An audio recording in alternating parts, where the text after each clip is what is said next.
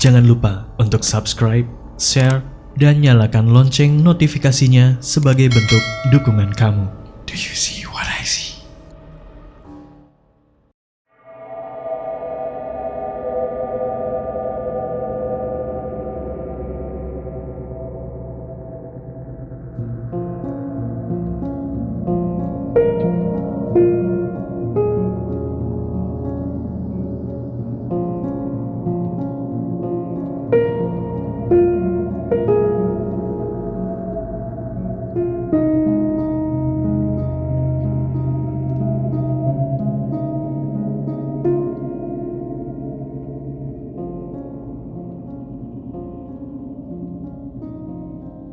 Assalamualaikum warahmatullahi wabarakatuh. Perkenalkan, nama saya Bella. Ini kali pertama saya mengikuti podcast. Dan di sini saya akan menceritakan berbagi pengalaman tentang kejadian yang pernah saya alami yang berhubungan dengan makhluk-makhluk gaib, mungkin dibilangnya. Dan pertama-tama saya akan menceritakan tentang kejadian yang saya alami di masa kecil saya, di rumah masa kecil saya.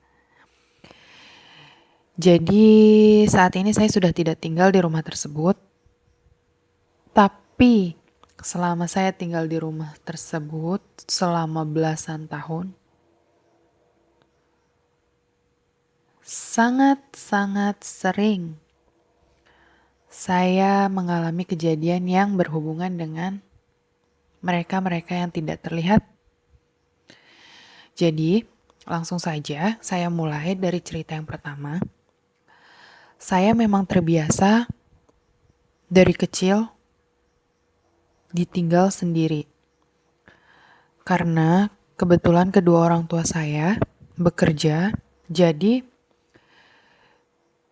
tidak banyak waktu saya habiskan bersama beliau. Karena pagi saya sekolah, orang tua saya bekerja, baru pulang sore, menjelang maghrib, malam istirahat, saya belajar, sudah ketemu pagi lagi. Dan otomatis di selang waktu saat saya pulang sekolah, itu saya sendiri di rumah. Kebanyakan saya sendiri di rumah. Saya dan keluarga memang punya rewang, Mbak Iroh namanya. Tapi kebetulan beliau itu rumahnya tidak jauh dari rumah saya. Jadi seringkali setelah beliau menyelesaikan pekerjaannya, saat saya sekolah dan orang tua saya bekerja, beliau lebih sering menunggu kami di rumah. Sampai saat nanti saya pulang sekolah baru beliau datang lagi ke rumah. Nah, saat itu saya pulang sekolah menjelang zuhur. Saya masuk ke rumah seperti biasa sepi. Tapi saat saya menuju kamar saya melihat Mbak Iroh sedang menyetrika baju di kamar saya. Akhirnya yang tadinya saya mau masuk ke kamar saya karena melihat beliau sedang bekerja, takutnya saya mengganggu, saya mengurungkan niat saya untuk masuk ke kamar saya dan akhirnya saya menaruh tas sekolah saya di kursi tepat depan kamar saya. Tidak sampai 1 menit saya berpaling dari Mbak Iroh yang sedang nyetrika. Tiba-tiba suara pintu gerbang dibuka dan ya, Mbak Iroh baru datang. Saya langsung dong lihat lagi ke kamar saya. Mbak Iroh yang tadinya lagi nyetrika dengan pakaian yang Mbak Iroh pakai saat beliau datang dari gerbang itu sama sebelumnya. Dan saat saya lihat lagi, yang tidak sampai 1 menit ini, beliau sudah ganti kostum dong. Dengan gaun putihnya, rambut panjang tergerai. Mbak Iroh ini rambutnya pendek dan ikal. Dan beliau bersenandung. Merdu sih, tapi serem. Refleks saya lari menuju Mbak Iroh. "Mbak, dari mana?" kata saya. "Dari rumah teh. Tadi Mbak mau nyetrika, tapi sepi banget, jadi nunggu teteh pulang. Mbak tunggu di rumah." Saya tidak tahu mau bilang apa. Lalu Mbak Iro masuk ke kamar. Saya masih diam di depan pintu. "Ini teteh ngapain baju diberantakin gini? Nyari apa teh?" Saya masih diam. Saat saya kembali melihat kamar saya, ya, tante itu sudah tidak ada. Tapi alat setrika itu ada tergeletak di alas setrika bersama baju-baju yang sudah berserakan di lantai. Padahal Mbak Iro bilang sebelumnya baju-baju itu Mbak Iro lipat, Mbak Iro tumpuk sama alat setrikaan di dalam keranjang. Mbak Iro ngomel, saya masih bingung.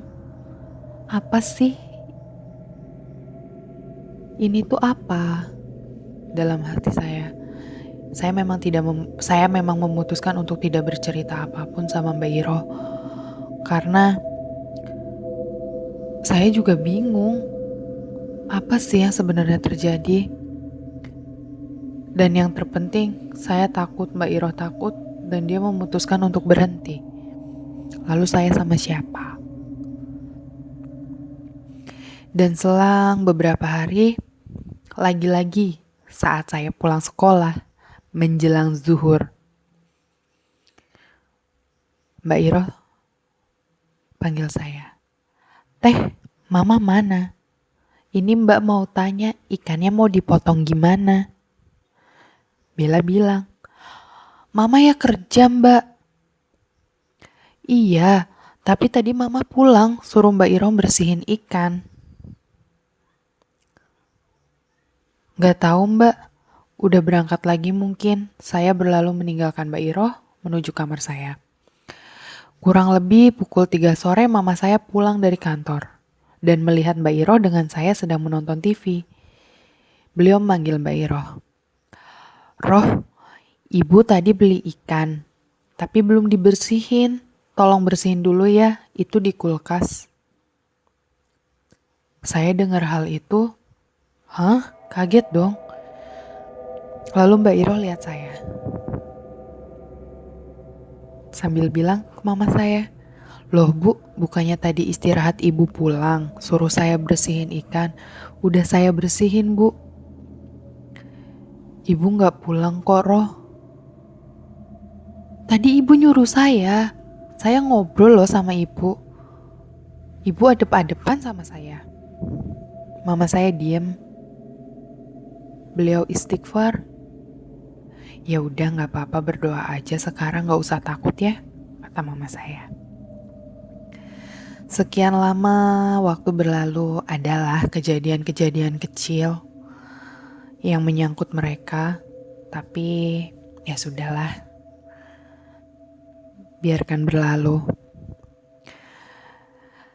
Tiba saatnya waktu saya sedang libur semester. Liburan anak SD kan lumayan lama ya, beberapa minggu. Saat itu saya sedang liburan semester dan kebetulan orang tua saya memutuskan untuk mengambil cuti. Kami pun sekeluarga pergi pulang kampung ke Bandung kurang lebih selama 10 hari. Dan saat kami pulang lagi ke rumah, mama saya seperti biasa datang ke rumah tetangga-tetangga, membagikan oleh-oleh untuk tetangga-tetangga saya. Dan saat sampai di tempat Bude yang rumahnya tepat di depan rumah saya, Bude itu bertanya, "Loh, ada saudara dari Bandung apa Mbak?" katanya ke mama saya. Lah kan saya yang habis dari Bandung bu, ngajak Bella liburan, kata mama saya. Lah yang bener Mbak Tin, dengan ekspresi kaget dan bingung. Iya bener bu, kenapa sih? Kata mama saya. Mbak Tin ini saya bener loh ya. Setiap hari lihat Mbak Tina di dalam rumah buka jendela, seliweran beres-beres rumah, elap-elap. Kemudian Bude manggil anaknya, Mas, sini. Bude bertanya, kemarin kamu lihat Pak Agus, papa saya, lagi ngepel depan kan? Lalu si Mas menjawab, iya, lah kenapa? Mama saya pun menjawab, lah Mas, kami baru pulang dari Bandung barusan subuh. Mamas menjawab, lah yang bener Bu Agus, saya 3 hari berturut-turut lihat Pak Agus ngepel lantai loh siang-siang di depan rumah. Dalam hati saya, loh Pak Agus gak kerja. Mama saya pun kembali, astagfirullahalazim. Kebetulan tetangga saya ini non-muslim. Dan saya hanya bisa diam, sedangkan mereka membatin ya, kalau kata orang Jawa mau ngebatin sambil muka bingung, sambil kadang-kadang menggerutu. Apa sebenarnya yang terjadi? Karena dalam 10 hari ini mereka tidak tahu kalau kami itu sebenarnya lagi pulang kampung ke Bandung, karena yang mereka lihat di rumah kami itu ya ada orang yang beraktivitas seperti biasa, layaknya orang pagi beres-beres rumah, ada yang ngepel dan sebagainya, buka jendela. Mereka pun tidak tahu kalau kami sebenarnya lagi pergi keluar kota. Dan dalam 3 hari sebelum kepulangan kami, itu yang kegiatannya bisa dibilang benar-benar mereka lihat gitu. Jadi benar-benar ada papa saya lagi ngepel depan, siang-siang, mama saya beres-beres, kelihatan dari luar. Seakan-akan rumah itu tidak kosong. Jadi ya bukan saya cuman, jadi kejadian ini kalau dibilang saya mungkin halusinasi, tapi banyak yang mengalami ini. Jadi mereka tuh benar-benar menyerupai keluarga saya. Ya menyerupai Mbak Iro, mama saya, ada papa saya.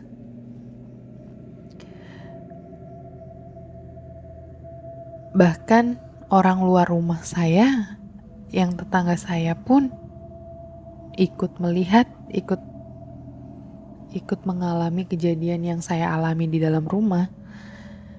Jadi kalau dibilang halusinasi, ya sepertinya ini bukan halusinasi.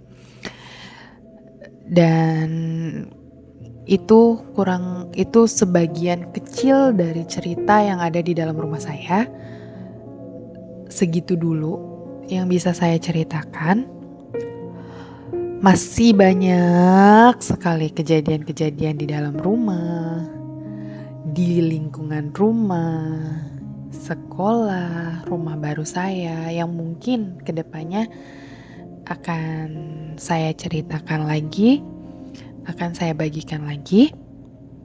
Untuk saat ini cukup segini dulu. Semoga ini bisa sedikit menghibur atau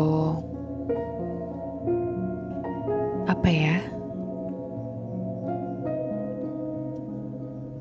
menemani waktu kosong kalian. Terima kasih dari saya. Wassalamualaikum warahmatullahi wabarakatuh.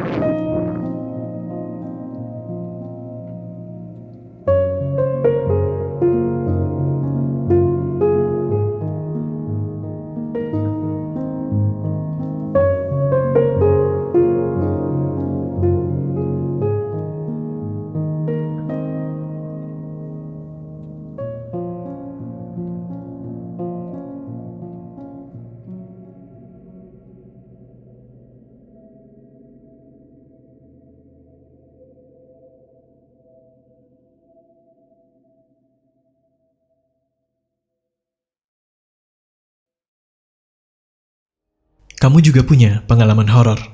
Kirim cerita kamu ke alamat berikut. Do you see what I see?